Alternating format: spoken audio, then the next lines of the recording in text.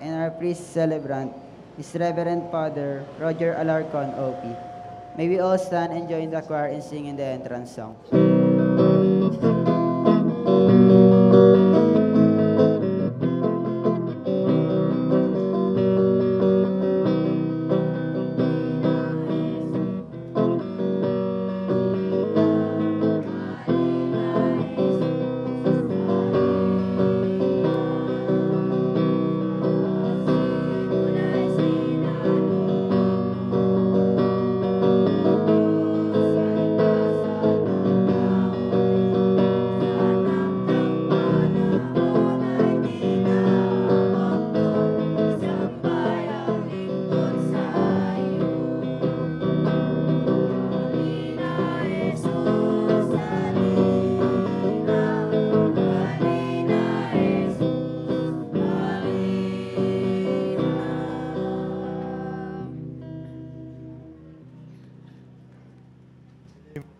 And of the Son, and of the Holy Spirit. Amen. The grace of our Lord Jesus Christ, and the love of God, and the communion of the Holy Spirit be with you all. And with your spirit. Brothers and sisters, let us acknowledge our sins, and so prepare ourselves to celebrate the sacred mysteries.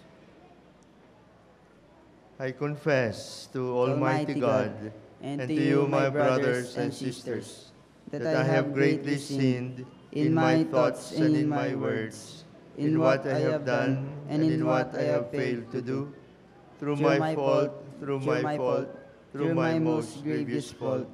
Therefore I ask Blessed Mary, ever Virgin, all the angels and saints, and you, my brothers and sisters, to pray for me to the Lord our God.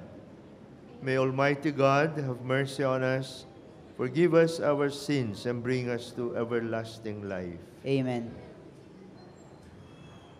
Lord, have mercy. Lord, have mercy. Christ, have mercy. Christ, have mercy. Lord, have mercy. Lord, have mercy. Glory to God in the highest.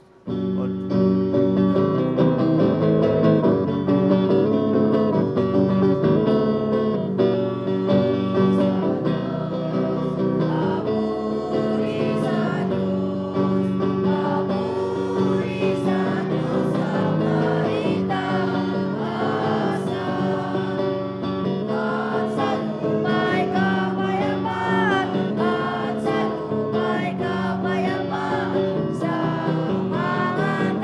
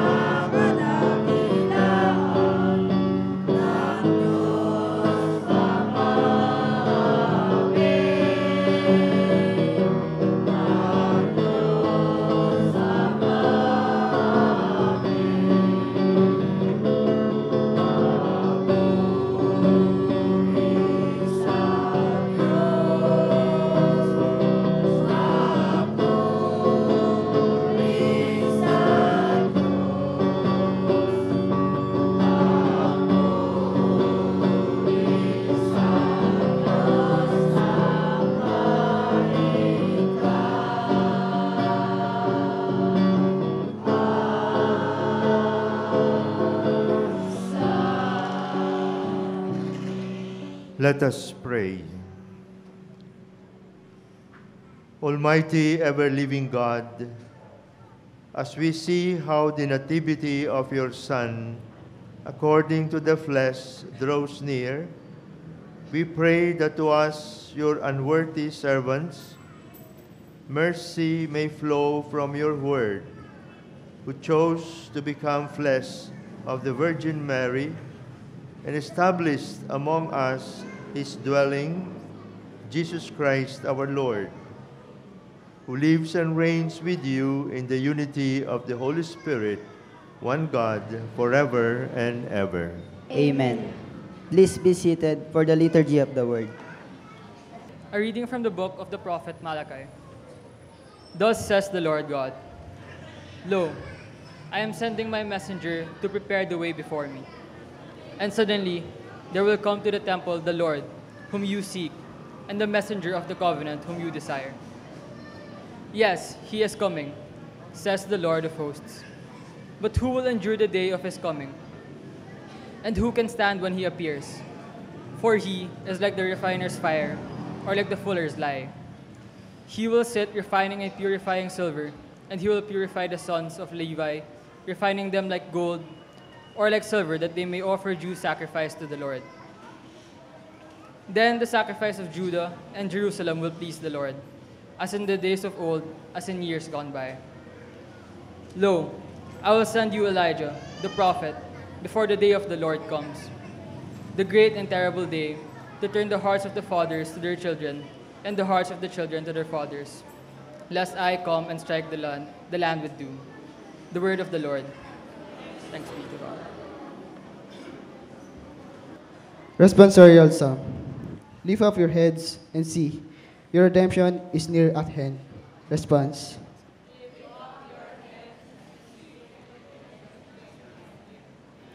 Your ways, O Lord, make known to me.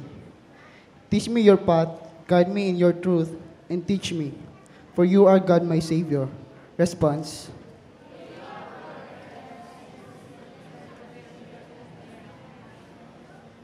Good and upright is the Lord, thus to show sinners the way. He guides the humble of justice, to teach us the humble his way. Response.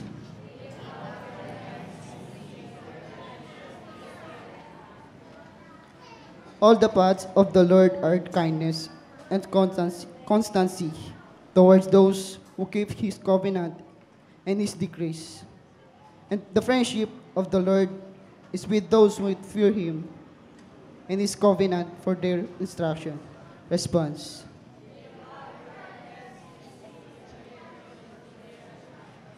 Let's all stand.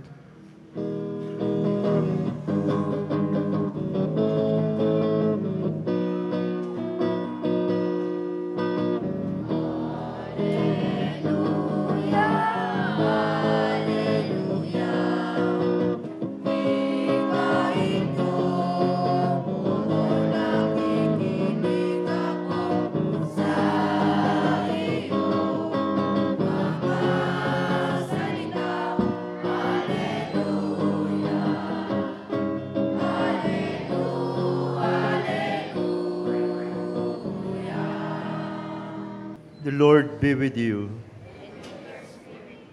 A reading from the Holy Gospel according to Luke.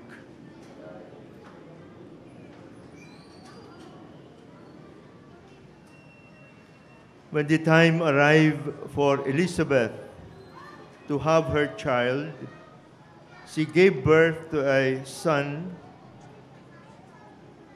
Her neighbors and relatives heard that the Lord had shown his great mercy towards her, and they rejoiced with her. When they came on the 8th day to circumcise the child, they were going to call him Zechariah after his father. But his mother said in reply, "No, he will be called John." But they answered her, "There is no one among your relatives who has this name." So they made signs asking his father what he wished him to be called. He asked for a tablet and wrote, "John is his name." And all were amazed. Immediately his mouth was opened, his tongue freed, and he spoke, blessing God. Then fear came upon all their neighbors, and all these matters were discussed throughout the hill country of Judea. All who heard these things took them to heart, saying, "What then will this child be? For surely the hand of the Lord was with him." The Gospel of the Lord. Magsiupo kayong lahat at tumahimik. Makinig tayo sa salita ng pagbabahagi tungkol sa banal na kasulatan. Kanina siguro hindi nyo naintindihan yung Ingles, kaya magtatagalog na lang ako. Kwentuhan. Isang araw, meron nakakatanggap ako ng isang tawag sa telepono ng isang college student. Sabi niya, "Father, tulungan mo ako. Bakit? Ano ka ako nangyayari sa'yo?" Umiiyak siya. Sabi niya, "Binubugbog ako ng aking mga pinsan at pati ang tito ko kasamang binubugbog ako.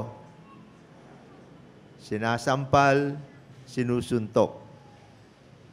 Sabi ko sa kanya, kung pwede kang tumakas ka na lang. Pumunta ka dito sa Santo Domingo. At yun nga ang nangyari. Kinuwento niya. Yung pala, hindi yun ang unang pagkakataon. Madalas pala, ganun ang nangyayari. Basta kung anong maisipan ng kanyang tito o nung kanyang mga pinsan na lalaki, basta bubugbugin na lang siya. Nakakita na ba kayo ng binubugbog? Masarap ano? Oo, hindi po. Kaya nagreklamo yung bata. Dalagitan na siya. Third year college na. Pero wala siyang magawa. Kasi yung tito niya, kapatid ng nanay niya, yung mga pinsan niyang lalaki, kamag-anak din niya, anong gagawin niya? Isusumbong mo ba yun? Hindi mo pwedeng isumbong yun sa pulis kasi kamag-anak mo. Kaya ang ginawa niya, tinitiis na lang niya at kung may pagkakataon, umaalis siya sa bahay. Gusto kong bigyan ng pansin itong bagay na ito sa buhay ng mga Pilipino. Sino ang nabugbog na dito? Taas ang kamay. Napalo, nakurot, nasampal. O sige, baba nyo na yung kamay nyo. Yan ay isang pangyayari sa buhay ng Pilipino na hindi kanais-nais. Bakit? Kasi kapag sinaktan natin ang katawan, ay sinasaktan na rin natin ang Panginoong Diyos. Yan ang misteryo ng Pasko, na ang Panginoong Diyos sa Kanyang karunungan, sa Kanyang plano, gusto niyang irespetohin natin ang isa't isa. Kaya, isang dahilan kung bakit siya nagkatawang tao ay para respetohin natin ang katawan ng kapwa-tao natin. Pag nasa lubong niya ba si Jesus na sanggol, kukurutin nyo? Sasampalin nyo? Susuntukin nyo? Siyempre, hindi. Pero pagkakalaro, Pagka kasama sa bahay, kahit na sabihin natin, anak, nagagawa natin. Ibig sabihin, hindi natin naiintindihan ang kahalagahan ng tao. Sinasaktan natin ang kanyang katawan. Meron pang isang ugali ang ating tahanang Pilipino. Sinasaktan ang damdamin ng tao sa loob ng bahay. Kahit na ang kaibigan, kahit na ang mga kalaro. Sino nang namura? Oh, kita nyo? Sino na ang pinagsabihan na walang hiya ka, wala kang kwenta, bobo ka, pangit ka, lahat na lang ng negatibong bagay sasabihin. Di ba? Di ba masakit yun sa damdamin ng isang tao? Ito, dapat aralan din natin ito. Kasi, alam nyo, yung sakit sa katawan, pagkatapos ng 1-2 araw, gumagaling, di ba? Hindi na masakit. Pero yung sakit sa damdamin, dala-dala yan. Minsan, habang panahon. Di ba madalas, pag sinabing bobo ka, ang tingin mo sa sarili mo, bobo ka talaga? Pag sinabing ang pangit mo, pangu ka, kalbo ka, masakit, di ba? Minsan hindi tayo nag-iingat sa mga bagay na yon. Ang sabi ng Panginoong Hesus, magmahalan tayo sa isa't isa. Ang ibig sabihin ng pagmamahal na yon, sa buhay nating araw-araw, ay pangalagaan natin ang kapakanan ng ating kapwa. Alagaan natin ang kanyang katawan na huwag sasaktan at alagaan natin ang kanyang damdamin na huwag yuyurakan, huwag sisirain. Pag ito natutuhan nyo ngayong Pasko, masaya na ang Panginoong Hesus. Sino nangangako na hindi na niya muling sasaktan ang kanyang kapwa? Taas ang kamay. O yung iba, ayaw mangako. Ibig sabihin, pagkatapos ng misa, sasampalin nyo na naman yung kalaro nyo. Bukas, kukurutin na naman. Huwag na huwag nyong gagawin yan. Yan ang hinihingi ng Niño Jesus sa atin. Mahal nyo ba ang Niño Jesus? Mahal nyo si Lord? Opo, mahalin nyo din ang inyong mga kalaro. Huwag nyong sasaktan. O, sabihin mo sa katabi mo, mahal kita.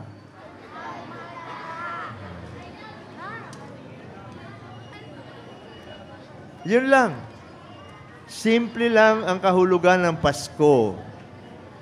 Yun ang hinihiling ng Niño Jesus sa atin, na magmahalan tayo, huwag tayo magsakitan, magtulungan. Kaya nandito ang ating mga, alam nyo, tama na, makinig muna kayo. Alam nyo, sila, nung sila'y maliliit, na katulad ninyo, mababait din sila. Kaya habang lumalaki, tumatanda, mabait pa. At yun, ang nais namin na maging ugali ninyo. Para paglaki ninyo, mababago natin ang lipunan, mababago natin ang Pilipinas. At kayo ang pag-asa. Pag natutuhan nyo ang magandang ugali, yon ang magbabago sa ating lipunan. Kaya itong Paskong ito, yun lang ang hinihiling ko sa inyo, na huwag kayong magsasakitan sa katawan at sa damdamin. Magtulungan, magbigayan. Para sa gayon, matutuwa ang Niño Jesus sa Pasko. Pwede ba sabi mo, Merry Christmas, tapos pak? Hindi pwede yun. Pag sinabi mo Merry Christmas, kiss, Di ba? O peace.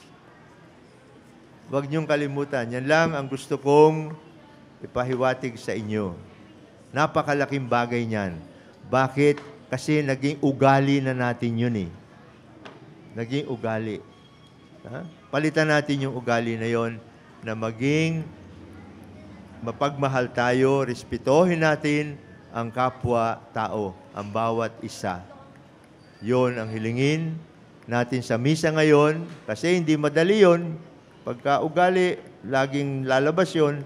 Hilingin natin kay Jesus na lagi tayong paalanan. Papaalalahanan niya. Pag meron kang galit, hawakan mo yung kamay mo para hindi mo magamit na manakit ng kapwa. Maliwanag ba? So, yun lang ang aking hinihiling sa inyo. Pag natupad niyo yun, okay na kayo. Okay? So, pagpapatuloy natin ang misa, ihiling natin kay Jesus na lahat ng mga Pilipino matutuhan ito. Para pag nakikinig kayo sa radyo, mawawala na yung saksakan, mawawala na yung patayan, mawawala na yung sakitan. Pagdating ng panahon, yon ang ikatutuwa ng ating Panginoong Diyos na tayong mga Kristiyano, sinasabuhay natin ang mensahe ng ating Panginoong Jesus. Amen. Tumayo tayong lahat para sa panalangin ng bayan.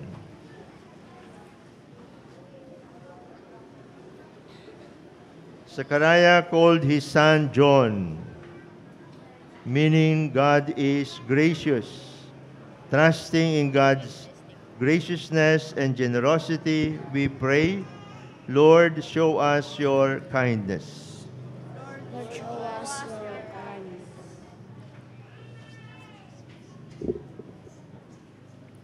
The church and government leaders may show God's graciousness by their loving and preserving service to God's people. We pray, Lord, show us your kindness. that we may come to appreciate our Christian name and dignity and live up to our baptismal promises. We pray, Lord, show us your kindness. that we may become a united and caring community where sorrow is halved and joy is multiplied. We pray, Lord, show us your kindness. that families who gather together at Christmas and the New Year may renew their love, solidarity, and support for one another. We pray, Lord, show us your kindness. that the Lord may bless our people with a rich harvest for bodily nourishment and spiritual growth. We pray, Lord, show us your kindness. Loving Father, watch over your people. May we strive to please you at all times. This we ask through Christ our Lord. Amen. Please be seated.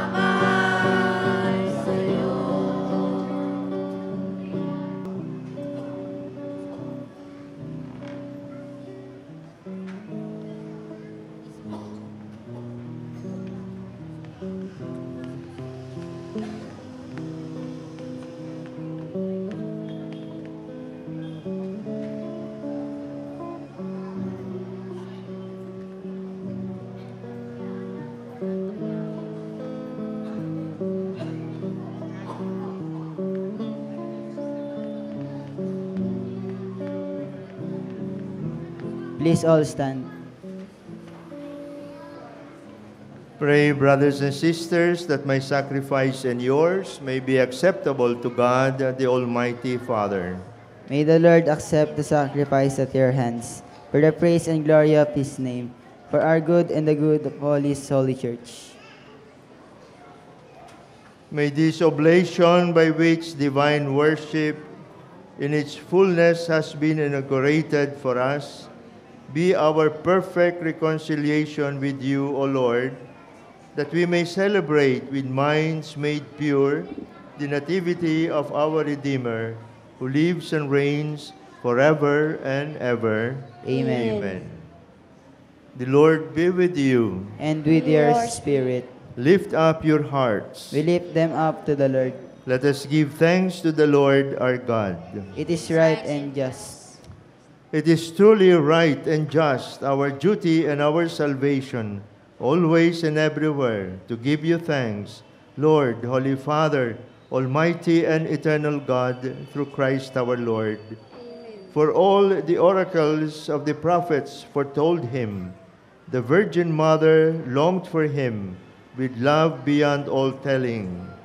John the Baptist sang his coming and proclaimed his presence when he came. It is by his gift that already we rejoice at the mystery of his nativity, so that he may find us watchful in prayer and exultant in his praise. And so with angels and archangels, with throne and dominions, and with all the hosts and powers of heaven, we sing the hymn of your glory, as without end we acclaim.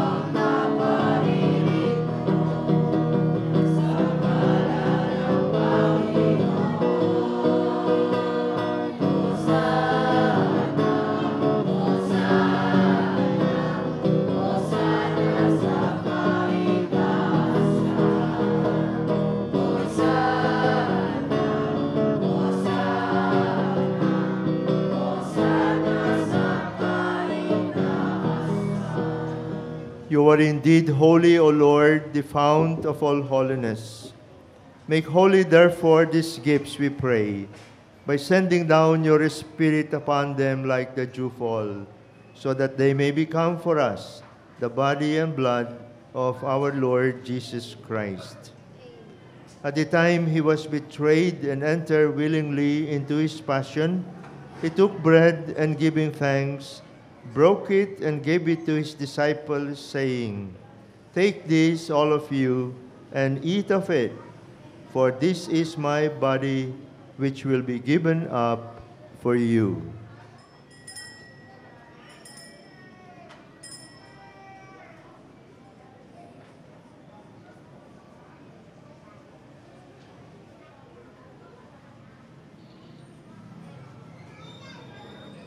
In a similar way, when supper was ended, he took the chalice, and once more giving thanks, he gave it to his disciples, saying, "Take this, all of you, and drink from it.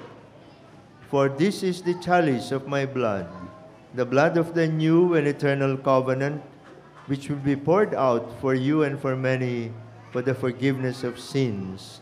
Do this in memory of me."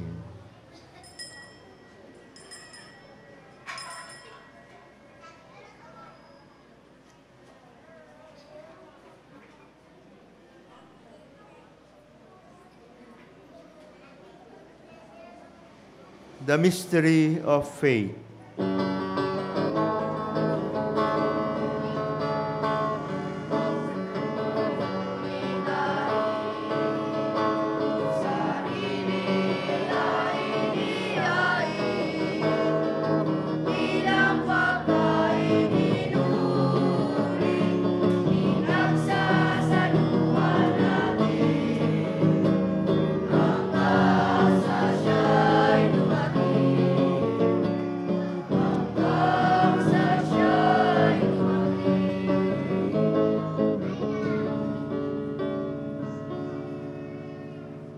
Therefore, as we celebrate the memorial of his death and resurrection, we offer you, Lord, the bread of life and the chalice of salvation, giving thanks that you have held us worthy to be in your presence and minister to you.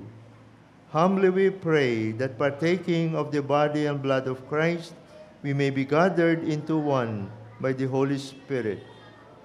Remember, Lord, your church spread throughout the world, and bring her to the fullness of charity, together with Francis, our Pope, and Onesto, our Bishop, and all the clergy. Remember also our brothers and sisters who have fallen asleep in the hope of the resurrection, and all who have died in your mercy. Welcome them into the light of your face. Have mercy on us all, we pray, that with the Blessed Virgin Mary, Mother of God, with blessed Joseph, her spouse, with the blessed apostles, and all the saints who have pleased you throughout the ages, we may merit to be co-heirs to eternal life, and may praise and glorify you through your Son, Jesus Christ. Through him, and with him, and in him, O God, Almighty Father, in the unity of the Holy Spirit, all glory and honor is yours, forever and ever.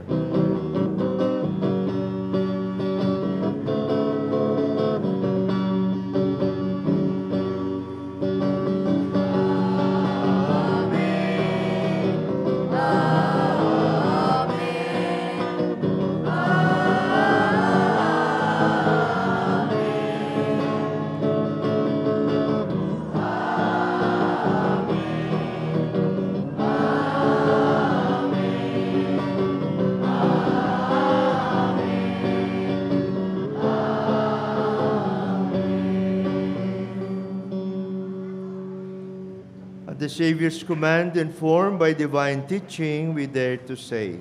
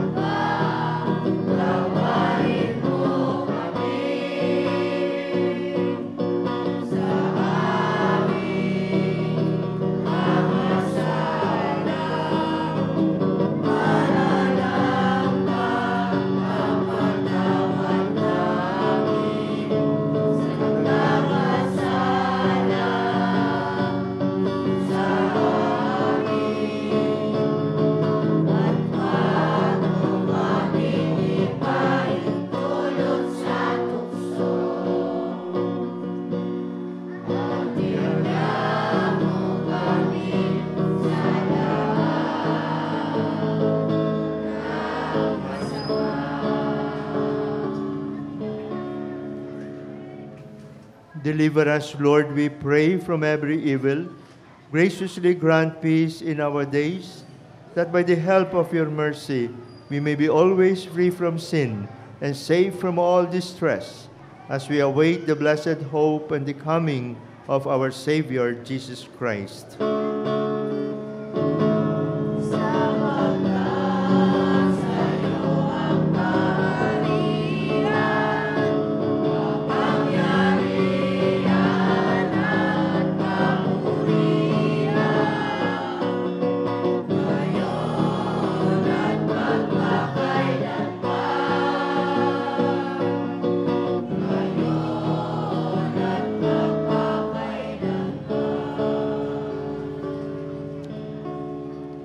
Lord Jesus Christ, who said to your apostles, "Peace I leave you, my peace I give you," look not on our sins, but on the faith of your church, and graciously grant her peace and unity in accordance with your will, who live and reign forever and ever. The peace of the Lord be with you always. And with your spirit. Let us offer each other the sign of peace.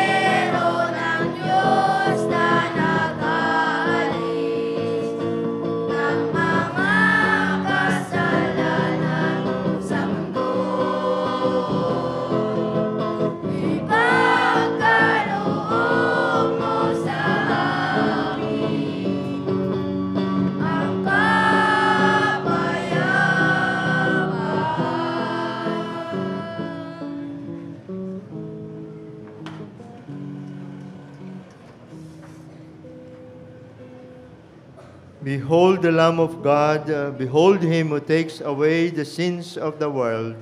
Blessed are those called to the supper of the Lamb. Lord, I Lord, am I am not worthy that you should enter under my roof, but only say the word, and my soul shall be healed.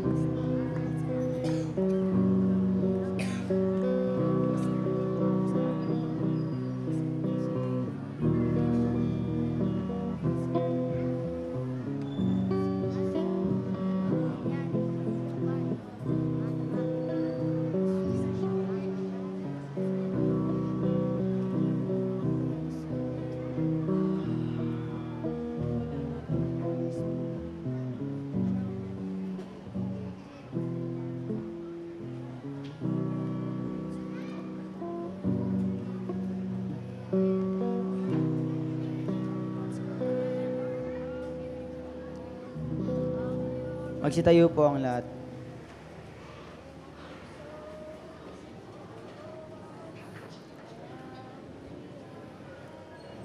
Grant your peace, O Lord, to those you have nourished with these heavenly gifts, that we may be ready with lighted lamps to meet your dearly beloved Son at his coming, who lives and reigns forever and ever. Amen. The Lord be with you. And with your spirit. May Almighty God bless you all, the Father, the Son, and the Holy Spirit. Amen. Amen. Our Mass is ended. Let us go in peace. Thanks be to God.